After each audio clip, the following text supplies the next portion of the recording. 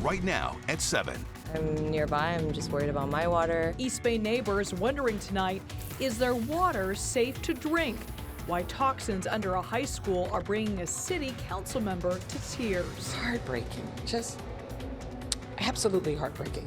The victim suffered a major contusion underneath her chin. The relationship now revealed between a murder suspect and a woman found brutally stabbed inside a Bay Area Airbnb. It's a tragedy, you know. He was trying to help another driver. Instead, his life was cut short by a hit-and-run driver.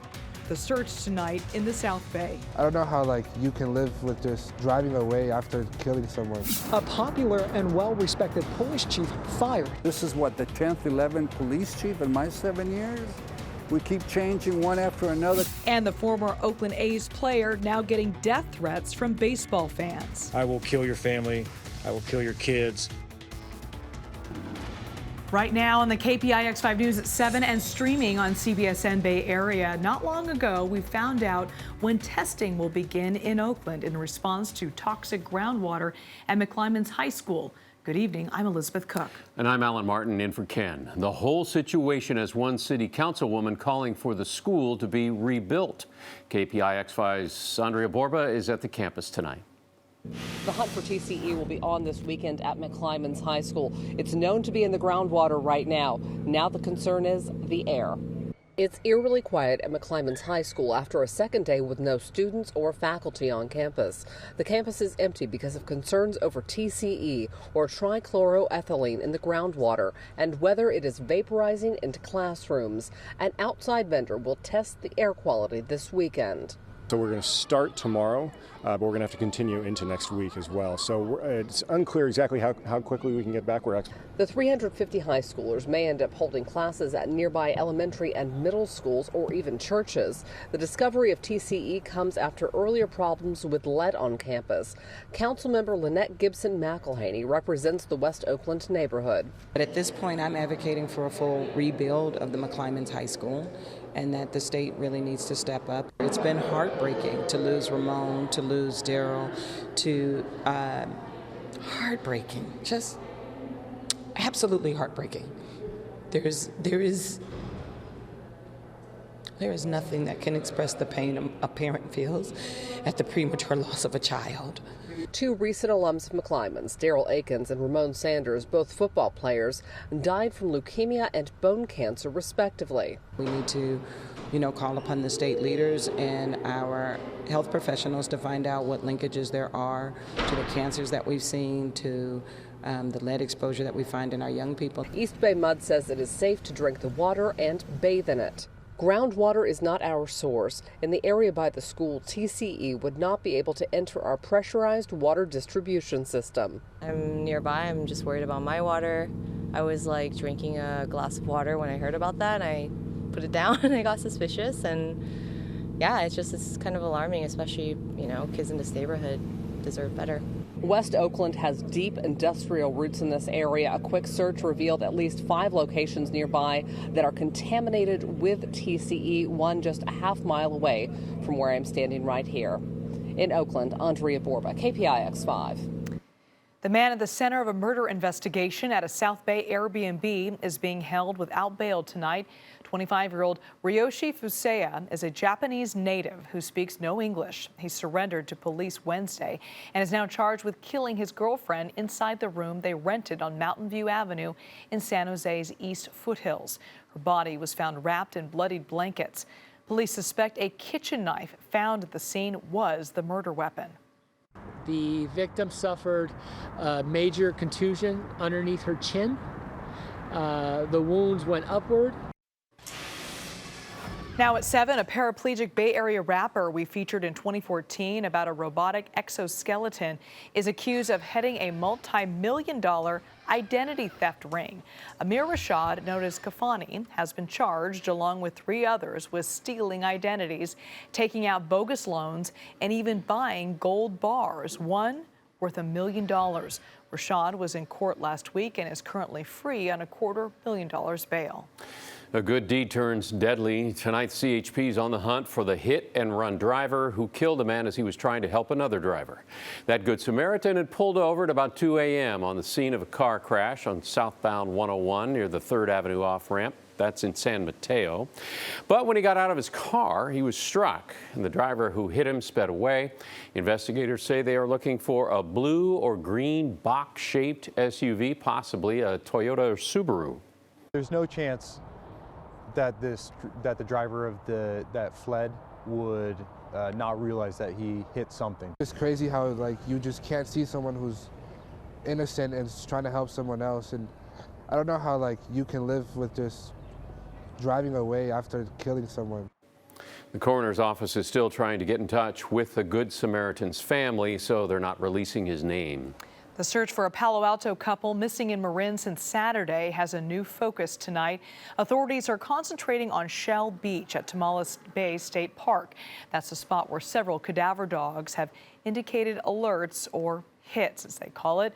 There has been no sign of 77-year-old Carol Kerparsky and her husband, 72-year-old Ian Irwin, for nearly a week. They left their rented cottage in Inverness and haven't been seen since. Carol's son has been helping in the search. We are accepting now as a tremendous loss, even though we don't have positive confirmation in the form of recovery. We have accepted that this is a loss, and it's hard. Tomorrow, volunteers will conduct another large ground search above the beach. Well, many Oakland residents still in shock tonight after the sudden firing of the city's police chief. KPIX 5's Darlene has more on why Ann Kirkpatrick may have been let go. The chief was popular among the rank and file, but observers say her downfall was that she could not reform this police department. The 183rd Academy graduation, a joyous day overshadowed by the firing of Chief Ann Kirkpatrick. My decision yesterday was extremely personally difficult for me, but I made it because I believe that it was in the best interest of Oakland. The police commission and the mayor fired Kirkpatrick without cause. The commission later said it was over her failure to increase compliance with court-ordered reforms related to the Riders police misconduct lawsuit. That case resulted in federal oversight of OPD that's dragged on since 2003. This problem with the backsliding on tasks was very bad and ultimately unacceptable. Civil rights attorney Jim Channing is involved in the monitoring of the reform. He says the police department was so close to full compliance, just 3 items left. But under Kirkpatrick's leadership, a federal judge added 5 more tasks. Some of those are related to the police shooting of a homeless man in 2018. The commission and the federal monitor wanted Chief Kirkpatrick to fire those officers, but Kirkpatrick refused. She was sold to the city of Oakland and to his residents as a reformer. But when she came here, she actually turned into a conformer. Mayor Schaaf wants to launch a national search for the next chief, but the chair of the police commission says she would like to hire someone from within the police department. In Oakland, I'm Da Lin, KPIX 5. Drastic cuts could be coming to San Francisco schools because of a $32 million shortfall.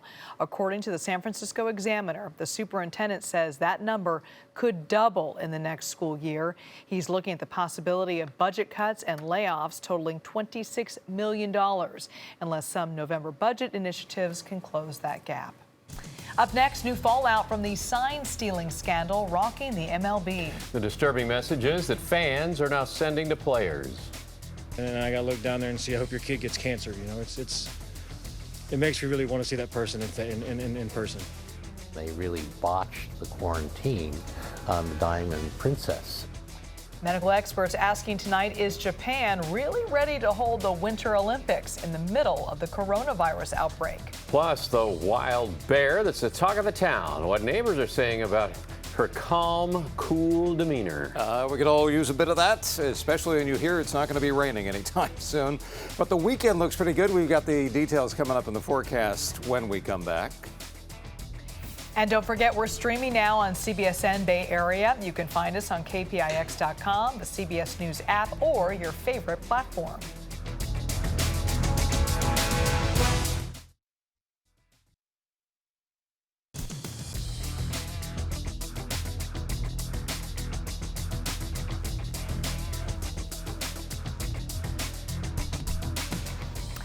Tonight, death threats towards some players on the Houston Astros tonight because of that sign-stealing scandal. Yeah, that includes former A's outfielder Josh Reddick. The Astros used cameras to steal signs from opposing catchers during the 2017 season.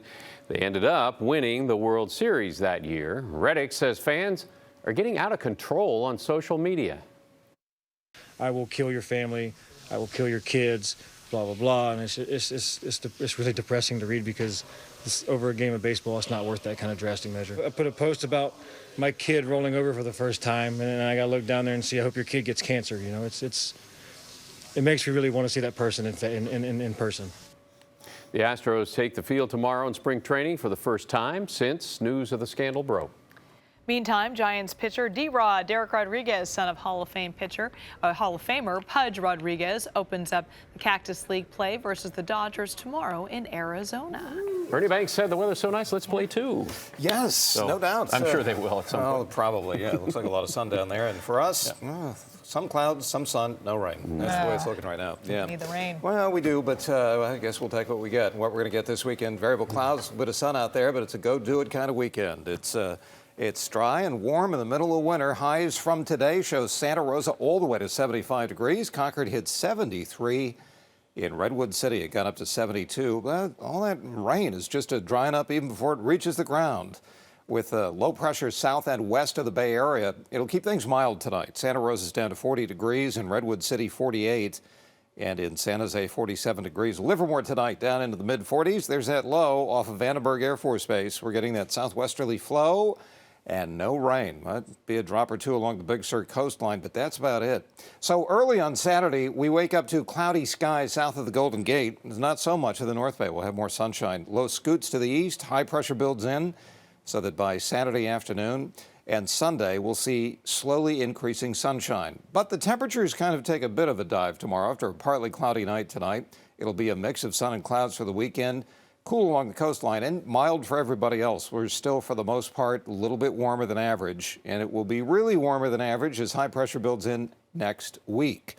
Numbers in the 70s by then. In the meantime, high temperatures for tomorrow, a little bit cooler than average in San Francisco, but that's close to the coast. You get further inland. In San Jose, 68 tomorrow, and Concord, 66 degrees, or all above average.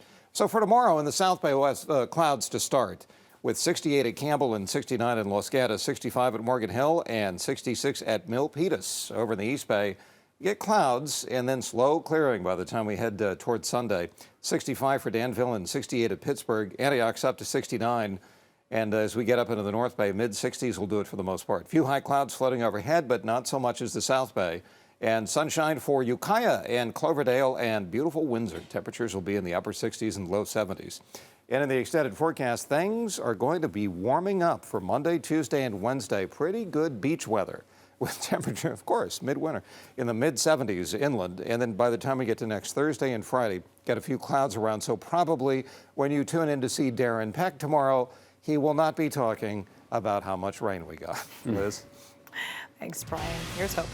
Well, here's what you missed if you're just getting home right now. Public health officials are reporting 2 new coronavirus cases here in California.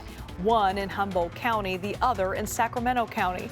The Sacramento County patient returned to the U.S. from China on February 2nd. Since returning, the patient has been self-isolating at the home and is asymptomatic but tested positive for the virus. In Humboldt County, the patient also returned from China and has been isolating at home.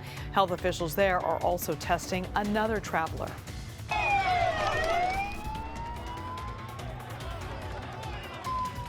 And with global fears growing over the virus, protesters in one Ukrainian village lit fires and threw rocks at buses carrying evacuees from China, leaving 9 police officers injured. 72 evacuees will be quarantined for 2 weeks at a Ukrainian hospital, and a move that health officials say is precautionary. Meanwhile, Japan is grappling with the crisis ahead of the 2020 Olympic Games. The government is hoping the virus will be contained when the Games begin in 5 months. But public health officials are blasting the government over how it handled the coronavirus outbreak aboard the Diamond Princess cruise ship. There was no single professional infection control person inside the ship, and there was nobody in charge of infection prevention as a professional.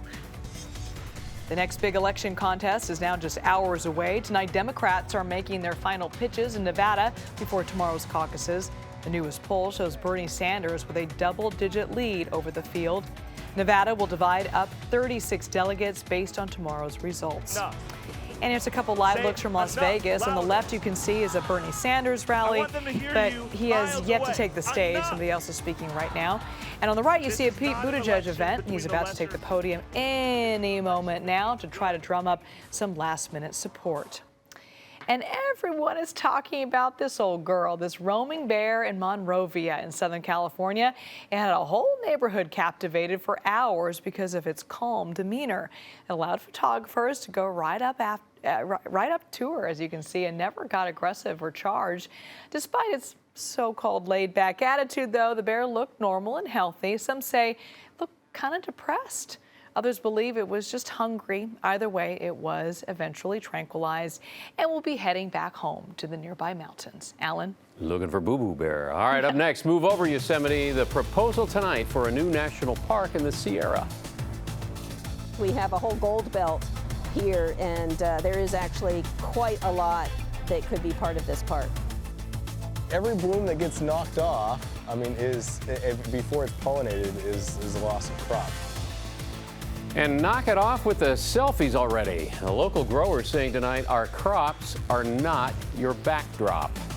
Plus, the price keeps climbing and climbing. Why this small package of Oreos will cost you as much as a luxury car.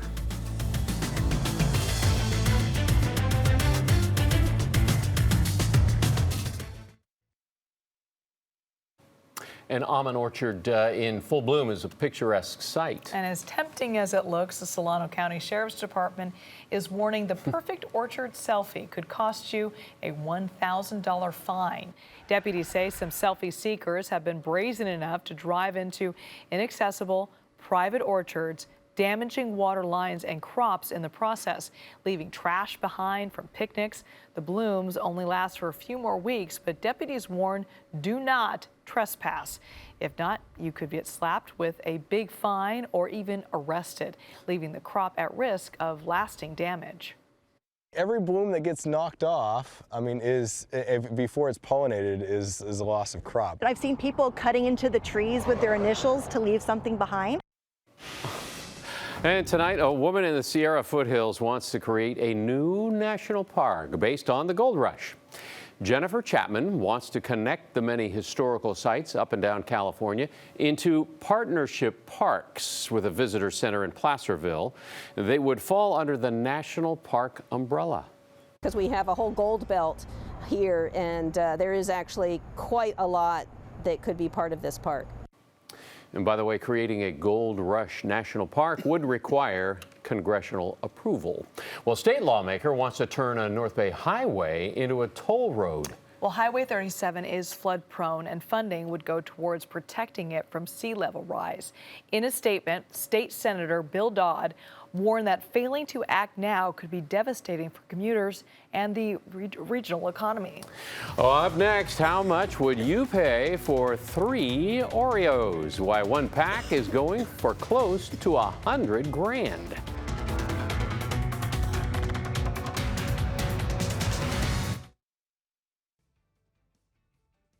Okay, honestly, what is the most you'd pay for a package of Oreos? Maybe 15, 20 bucks?